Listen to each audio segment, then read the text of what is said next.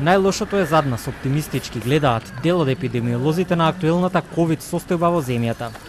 Во Македонија веќе е детектирана индиската мутација, ги имавме и јужноафриканската, британската и десетици други во изминатите месеци.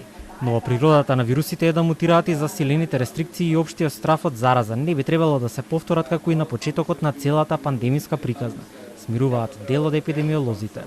Најмоќното оружје во борбата со заразните болести, вакцините, сега се веќе на располагање, а вакцинацијата целосно ја менува епидемиолошката слика, вели доктор Александар Стојанов. Според него, последните бројки на ново заразени се занемарливи, а добра вест е и намалениот број на смртни случаи. Не е иста ситуација од минатата година и не би стравувал дека ќе дојде до некој трет, четврт, пет бран со некој мутиран вирус. Затоа што вакцините и прележувањето дава одреден степен на заштита и од овие мутирани вируси. Значи, основата ја имаме и да добијат некој од луѓето со новиот вирус нема да биде така како што беше претходно.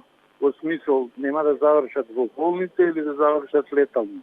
Нискиот број на ново заразени и починати во изминатите денови е добра основа за елиминирање на наметнатите рестрикции кои засега се уште остануваат во сила, иако на почетокот на месецот се отстрани и мерката за задолжително носење на маски на отворено, како и низ за други ограничувања во однос на угостителите.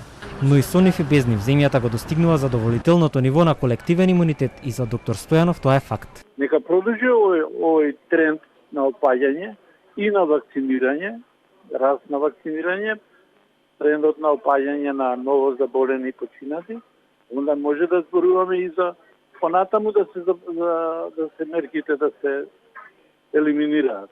Веќе дојде есен, треба децата да идат во школа и така натака. Мислам дека полека го постигнуваме задоволителното ниво на заштита. Ми е жал што тоа порано не се деси. Сега се проблем може би свадбите, не може би, него дефинитивно се свадбите проблем, место каде се собираат луѓе. Со одредени протоколи, мислам дека и тоа ќе се санира. Во меѓувреме четворица починати од ковид во изминатото деноноќе регистрираше Институтот за јавно здравје. Сите починати се над 70 години и сите во болница. Направени се 2853 тестирања и запишани 23 нови случаи.